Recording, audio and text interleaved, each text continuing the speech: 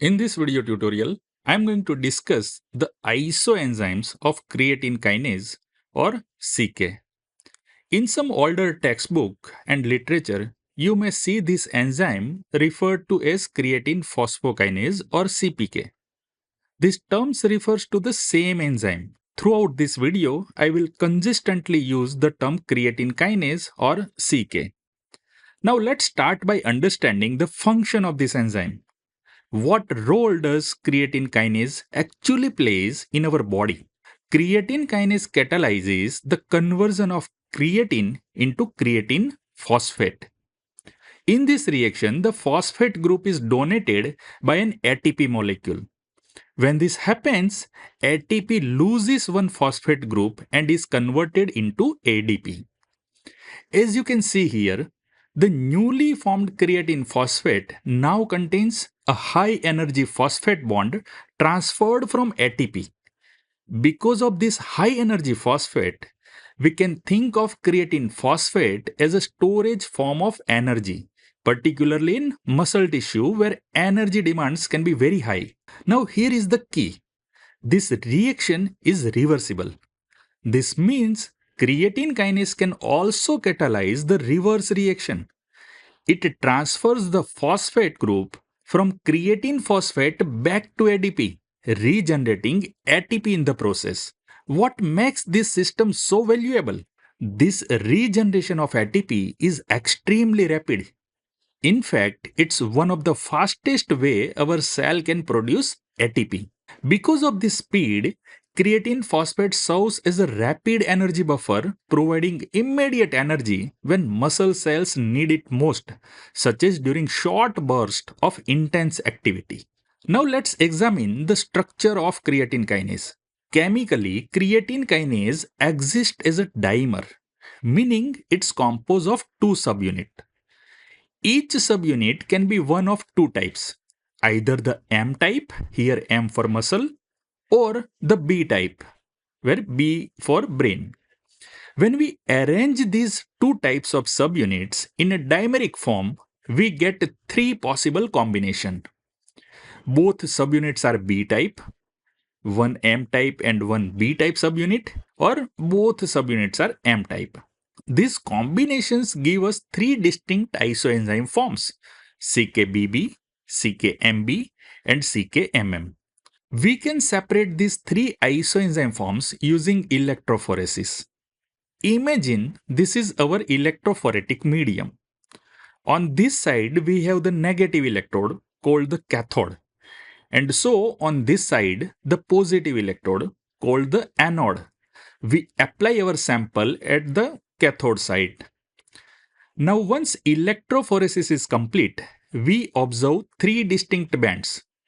By convention, as we discussed in the previous video, the band nearest to the anode is designated as number 1 and numbering continues sequentially towards the cathode.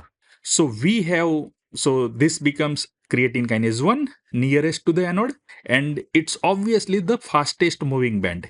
This becomes creatine kinase 2 and this becomes creatine kinase 3 which is nearest to the cathode, the slowest moving band. Chemically, CK1 is CKBB, CK2 is CKMB and CK3 is CKMM. In a typical serum sample, most of the creatine kinase, that is approximately 98%, is creatine kinase 3 or CKMM. About 2% is CK2 or CKMB and less than 1% is CK1 or also called as a CKBB. These isoenzymes show distinct tissue specificity. CKBB is predominantly found in the brain tissue, CKMB is predominantly found in the cardiac tissue, and CKMM is predominantly found in skeletal muscle. Here is an easy way to remember this. BB, both subunits are B, so think brain. MM, both subunits are M, two M's, so think muscle, skeletal muscle. MB, a combination of M and B. Think of a tissue that's both. Muscle means something that contracts and brain, something that decides for itself. So that's the heart. It contracts automatically and decides its own rhythm. So that way you can remember it easily. You will never get confused. Now here is something very important that you need to understand clearly. When I say CKBB is predominantly found in the brain, that's absolutely true. If you examine brain tissue, you will find that 100% of the creatine kinase activity comes from CKBB.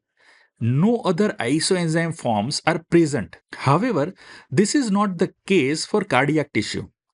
If you examine heart tissue and analyze its creatine kinase composition, you will find only 20% of total CK activity is from CKMB.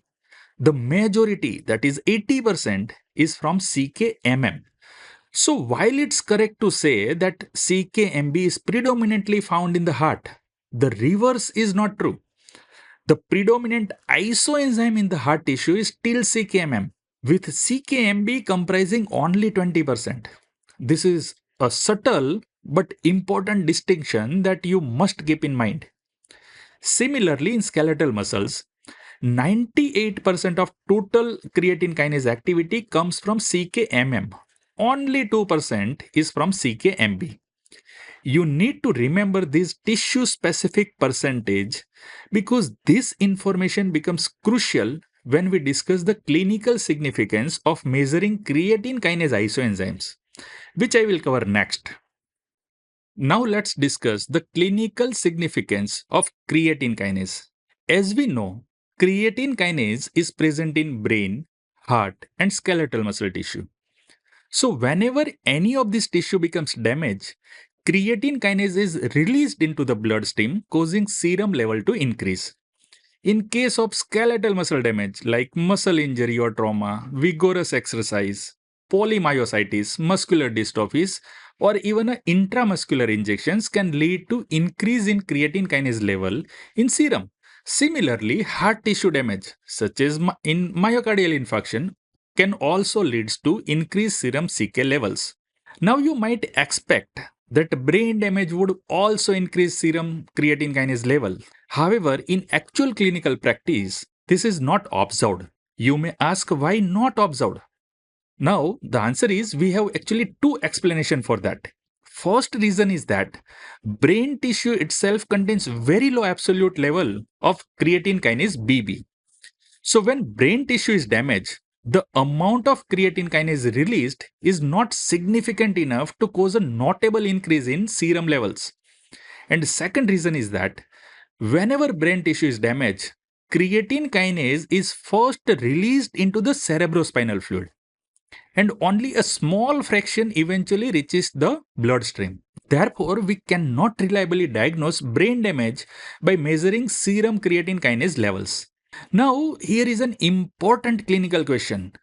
If we find elevated serum CK levels, how do we determine whether the source is cardiac tissue or skeletal muscle?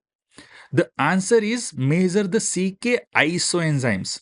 In skeletal muscle damage, we see increased creatine kinase MM activity. Whereas in heart damage, such as myocardial infarction, we see increased creatine kinase MB activity. There is one interesting aspect I want to talk about. As I told you earlier, in heart tissue, about 20% of total CK is the creatine kinase MB type. But in normal serum, creatine kinase MB makes up only about 2%. So when the heart gets injured, this proportion shifts. The creatine kinase MB level in serum increases from 2% to around 20%, reflecting the cardiac damage. This is the pattern you need to recognize when diagnosing this condition. Now, there is one more thing in case of myocardial infarction, and that is timing. Creatine kinase MB is the earliest enzymatic cardiac biomarker to rise following a heart attack. The typical timeline for creatine kinase MB is that it begins to rise within 4 hours of onset, reaches peak level at approximately 24 hours, and then declines rapidly. Now, in some individual, we may encounter atypical forms of creatine kinase known as macro CK. Macro CK refers to macromolecular forms of creatine kinase that have significantly longer serum half-life compared to typical creatine kinase isoenzymes. Because they persist in a circulation for a longer time, their presence leads to persistently elevated serum CK activity. Now, there are two distinct types of macro CK, type 1 and type 2.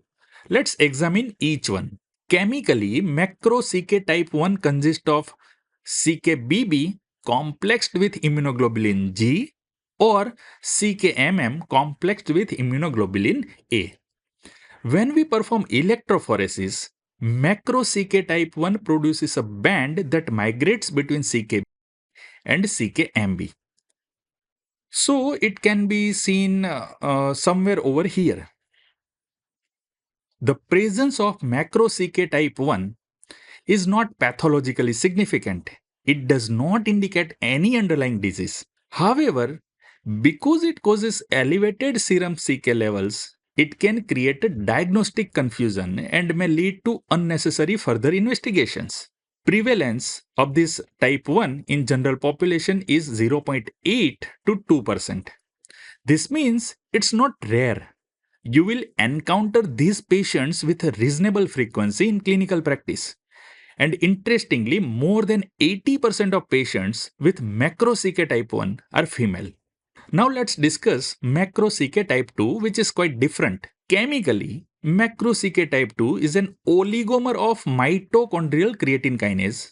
This mitochondrial creatine kinase is also in a short form called as a CKMT. Let me explain. Mitochondrial CK or CKMT is a normal variant of creatine kinase that is found inside the mitochondria. Under normal circumstances, it is not present in serum. However, when mitochondria becomes damaged, particularly in severely ill patients, this mitochondrial CK is released into the bloodstream. Multiple molecules of this CKMT then aggregates to form complexes, creating what we call oligomeric mitochondrial CK, which is essentially macro CK type 2. Now, on electrophoresis, macro CK type 2 creates a band between CKMM and the sample application point. So, if we look into the electrophoresis, it can be seen somewhere over here. So, generally CKMM is slowest, right? But when CK macro type 2 is present, it becomes a slowest, right? It's funny to say that this type 2 is slower than the slowest. Now, unlike type 1, macro CK type 2 is pathologically significant. It is found in severely ill patients, particularly those with malignancies, that means cancer, or severe liver disease. The presence of macro CK type 2 in a patient's serum is generally associated with a poor prognosis. It often indicates advanced disease and suggests that patient may not survive long. So this completes our discussion about isoenzymes of creatine kinase. I hope that all the aspects are clear to you. If you still have any query or confusion, please write it down in the comment section below. Thank you.